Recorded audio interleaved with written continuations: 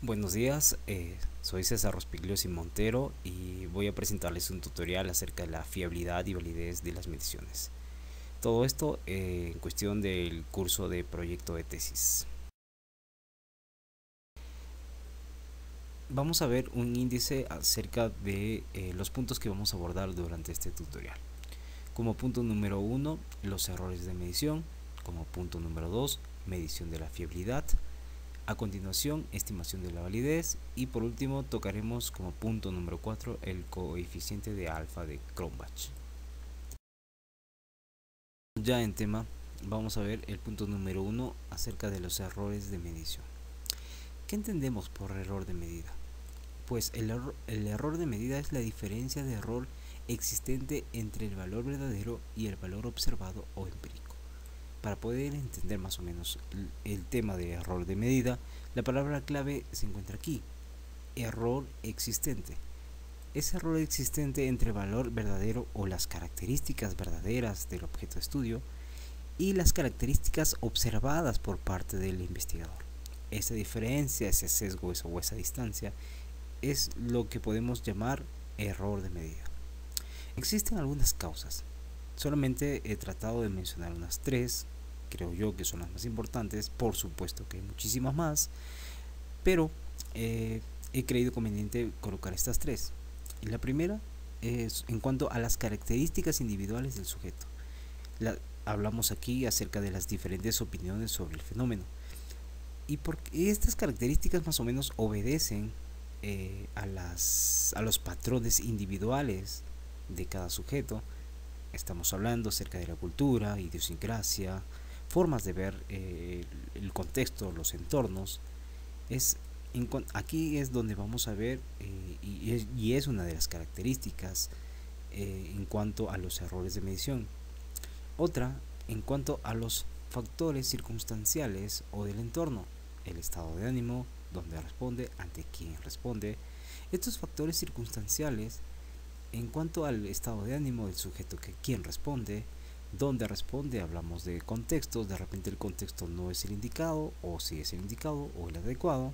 Ante quién responde, obedece más o menos en cuanto a las personas que aplican el instrumento. En este caso, si es que son personas idóneas y personas que reúnen las características adecuadas para que puedan aplicar o implementar un instrumento. Y la tercera causa son las escalas de medida y recolección de datos. Aquí vamos a ver en cuanto a los cuestionarios, la construcción del cuestionario, la forma del cuestionario, los ítems, la construcción de cada pregunta, hablando de semántica, hablando de gramática, si están bien construidos los ítems, y la muestra. La muestra en cuanto a la población donde se va a aplicar el instrumento. Estas causas son importantes para poder determinar cuáles son los errores más o menos que se cometen durante la medición de un instrumento. Vamos a hablar acerca de 2 errores. Uno, hablamos del error sistemático y el error aleatorio. ¿Qué entendemos por el error sistemático? El error sistemático son aquellas diferencias en características estables del individuo, y estos errores se dan constantemente y se manifiesta en la falta de validez. Estos errores sistemáticos se manifiestan en la falta de validez. Y el error aleatorio, esto es debido a aspectos circunstanciales o de medición. Estos errores son variables y estos se manifiestan en la falta de fiabilidad. En cuanto a la medición de fiabilidad, punto número 2, ¿qué entendemos por esto? Hablamos de que una escala es fiable cuando obtenemos medidas similares en distintos momentos de tiempo o con independencia de tipos de evaluadores. Esto quiere decir que cuando una escala es fiable o una escala es confiable, es cuando la misma escala es aplicada en distintos tiempos a distintas poblaciones con distintos aplicadores, y el margen de error, como ya hemos repetido hace un momento, es mínimo, el sesgo es poco.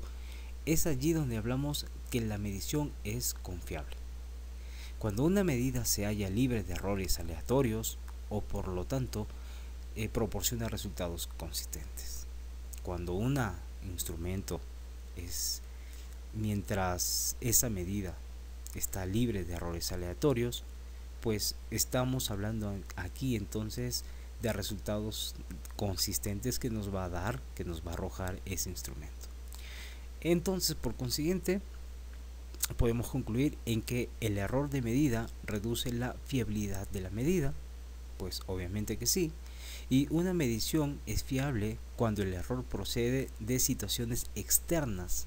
Es aquí donde podemos hablar de factores transitorios individuales o ambientales, son en este caso, y no de la formulación de la escala de medida, lo que hablamos en un momento.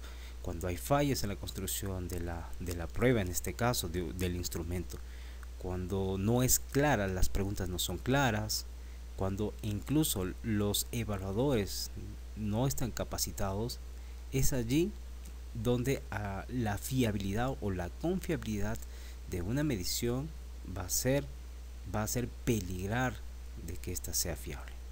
Muy bien. Métodos para medir la fiabilidad. Encontramos tres métodos: el TR-test o prueba post-prueba, por mitades y alfa de Cronbach. El TR-test es aplicar la misma prueba dos veces, una prueba de entrada y otra de salida, y se mide a través del coeficiente de correlación. Por mitades se aplica presentando alternativamente sus ítems. ¿De qué forma? De una forma de pares y la otra de forma impares, y se utilizan coeficientes de concordancia. Y alfa de Cronbach se representa la medida de todos los coeficientes de correlación resultantes. Esto lo vamos a explicar un poco más adelante para poder familiarizarnos con el método de alfa de Cronbach. Al punto número 3, en cuanto a la estimación de la validez, quiero empezar con una pregunta. ¿La escala mide realmente el concepto que se pretende medir? Vemos que una medida es válida cuando las diferencias en los valores observados reflejan diferencias verdaderas solamente sobre las características que se pretende medir y no sobre otros factores. Por ejemplo, yo tengo un instrumento para medir lo que es el embarazo adolescente y no la percepción que se tiene acerca del embarazo adolescente. Es allí quizás hay dos confusiones de conceptos. Es por eso que es importante para la estimación de la validez. Hay ciertas características que son importantes para ellas. Y la primera, es contar con un marco teórico de soporte en cuanto al concepto. El marco teórico que tiene que ser científico y comprobado, el cual le va a dar el soporte a este concepto. 2. La relación teórica entre conceptos debe ser especificada.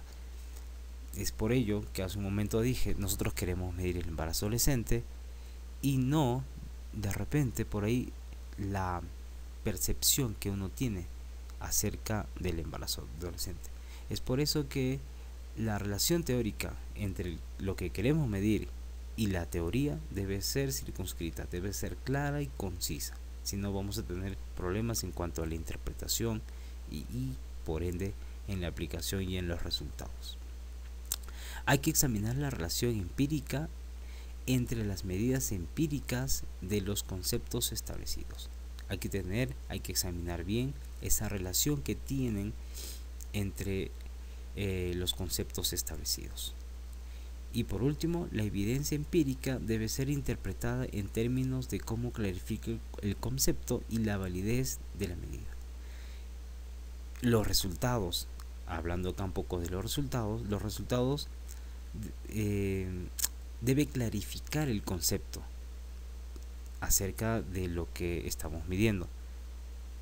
Y es por ello que la validez va a contribuir con la validez de la medida.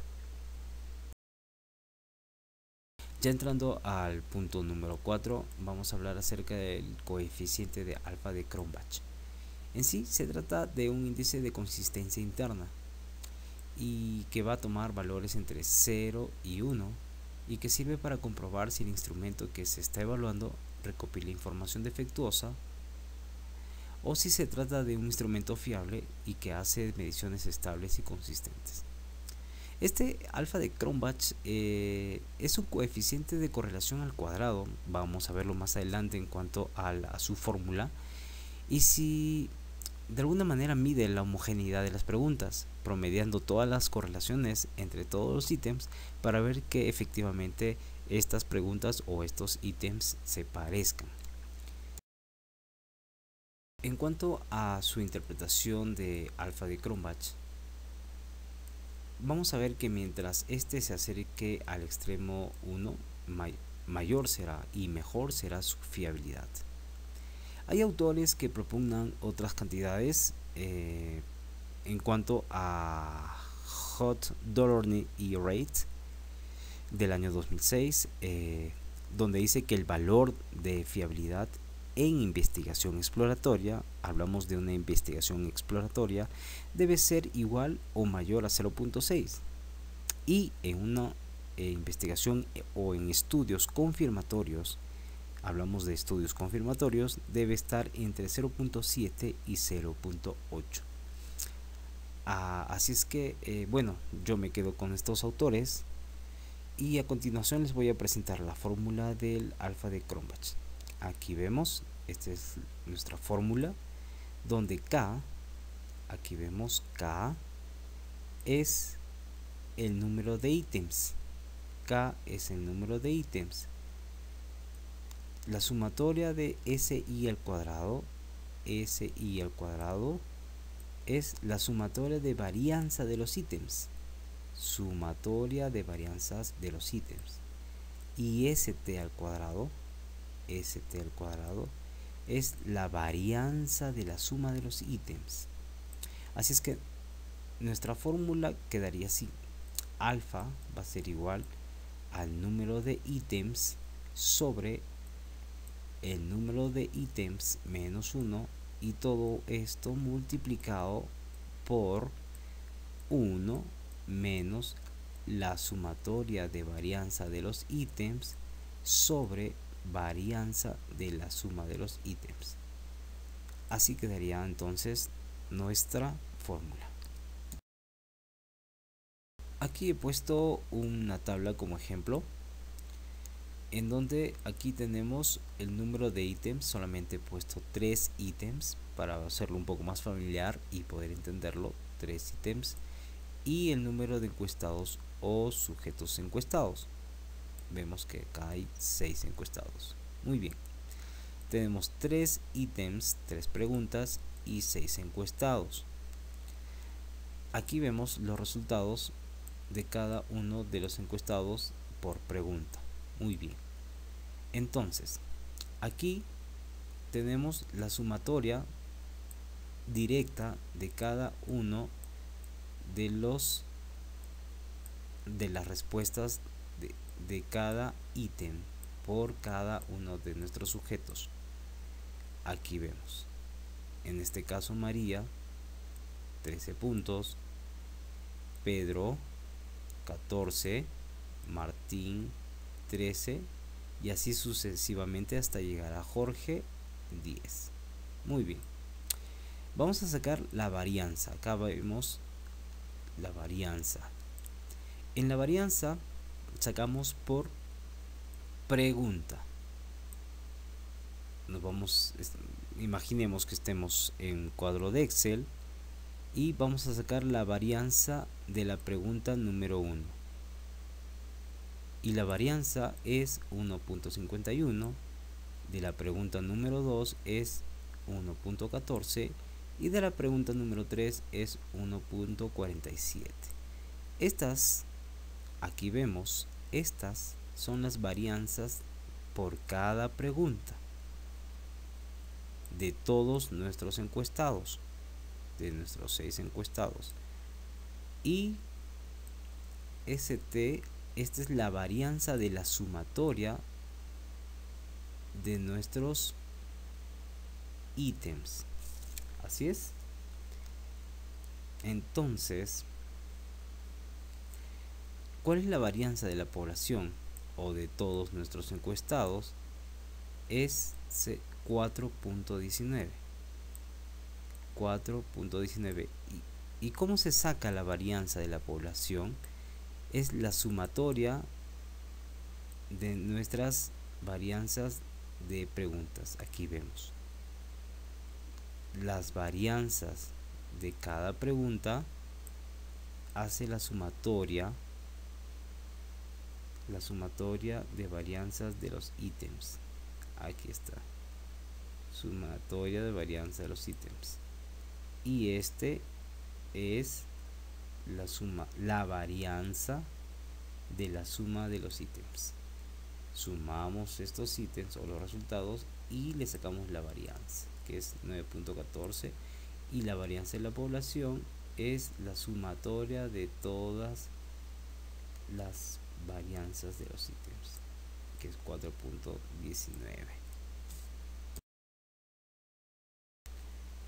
Reemplazando nuestras cantidades, entonces queda así: K, que es el número de ítems, es 3 ítems. SI al cuadrado, o que es la sumatoria de varianzas de ítems, que es 4.19, y ST al cuadrado, que es la varianza de la suma de los ítems, que es 9.14. Reemplazando, alfa va a ser igual a 3, que es el número de ítems, sobre 3 menos 1, que es el número de ítems menos 1, todo esto multiplicado por 1 menos la sumatoria de varianza de los ítems, que es 4.19, sobre la varianza de la suma de los ítems, que es 9.14. El resultado sería entonces, aquí vemos en un recuadro negro, sería que nuestro alfa de Cronbach es de 0.81. Entonces, según la teoría que hemos explicado hace un momento, quiere decir que esta es confiable, tiene fiabilidad nuestro ejemplo. Entre más se acerca al 1 el alfa, más alto es el grado de confiabilidad.